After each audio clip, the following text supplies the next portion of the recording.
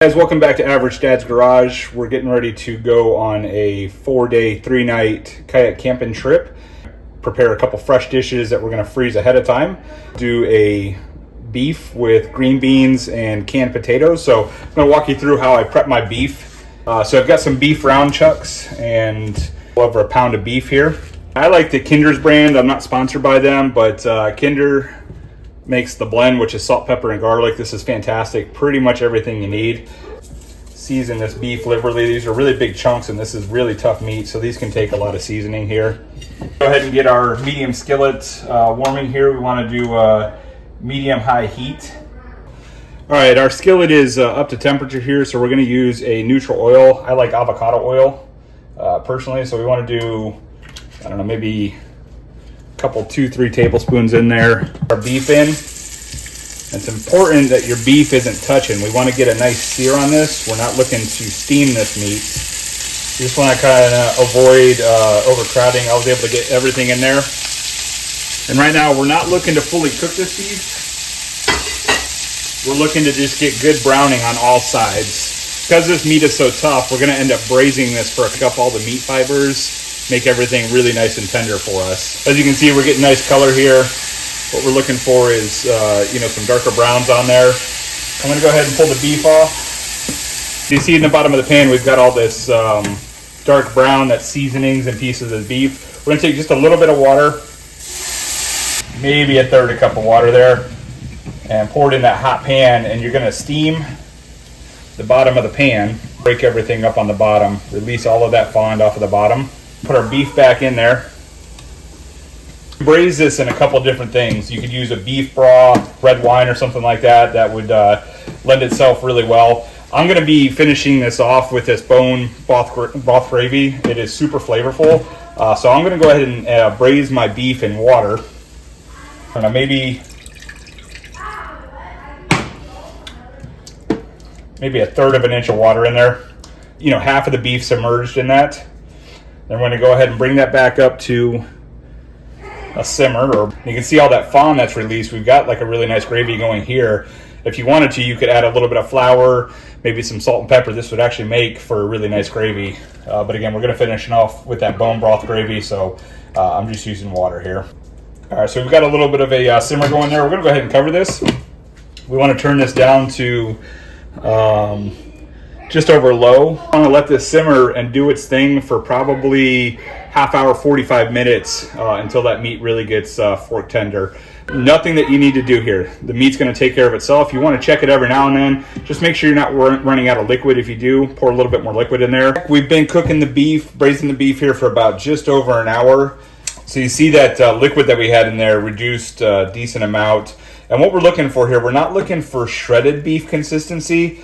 But we want to, make sure that beef is nice and soft, fork tender here. So I'm going to go ahead and pull the beef out.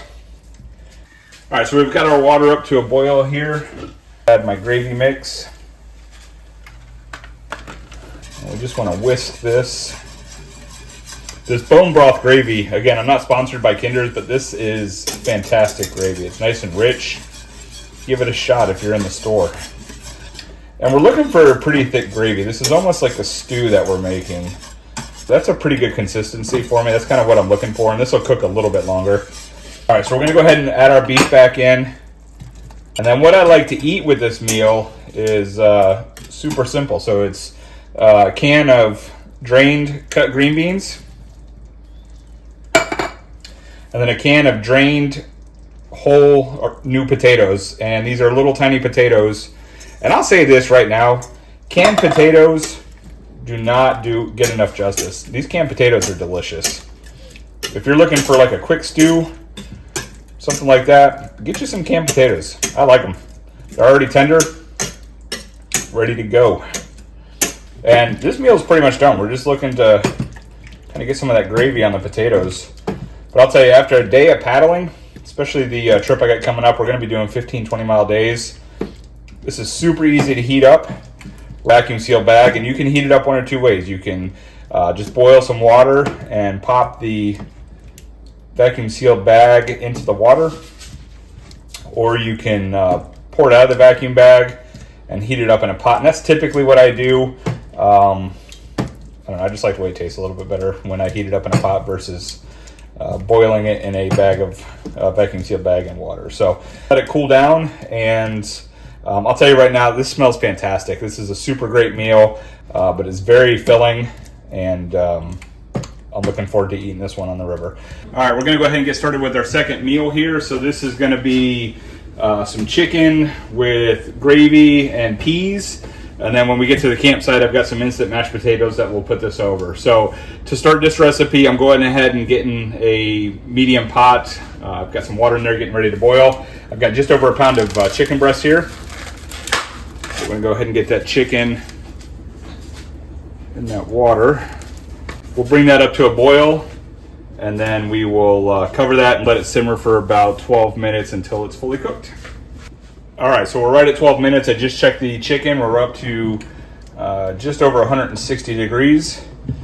This will get up to temperature as it sits here. I'm going to show you guys a trick for shredding chicken.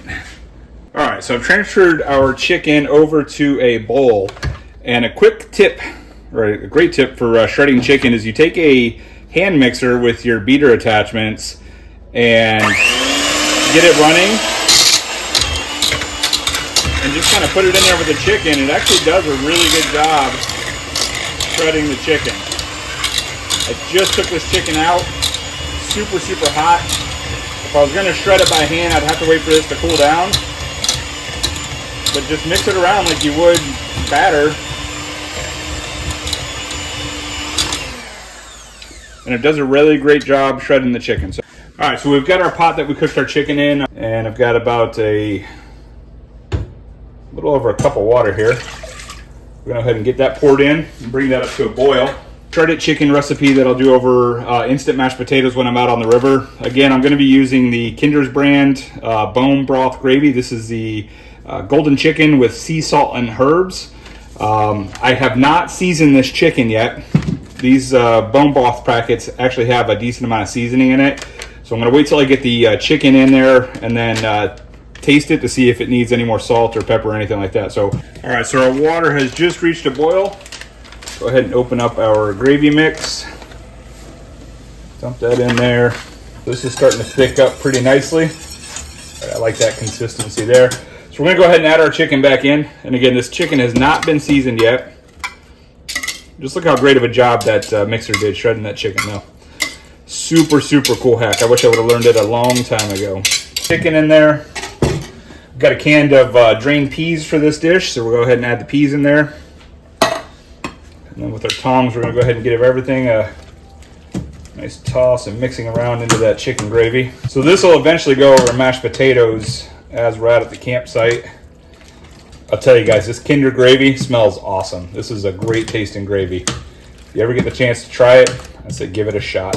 Go ahead and give it a taste and see if we need to add any more seasonings. That is super, super flavorful. The chicken, nice and tender.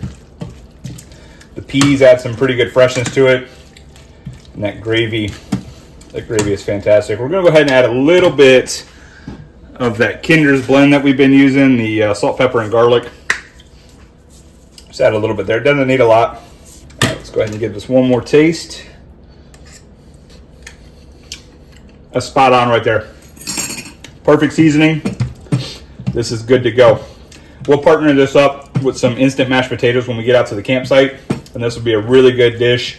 Again, our kayaking trip, we're going to do about 50 miles over the course of 4 days. So I tend to eat pretty light during the day and just like to have a really nice meal after a hard day of paddling. So this is going to be really great. This is not, super gourmet culinary food by any means.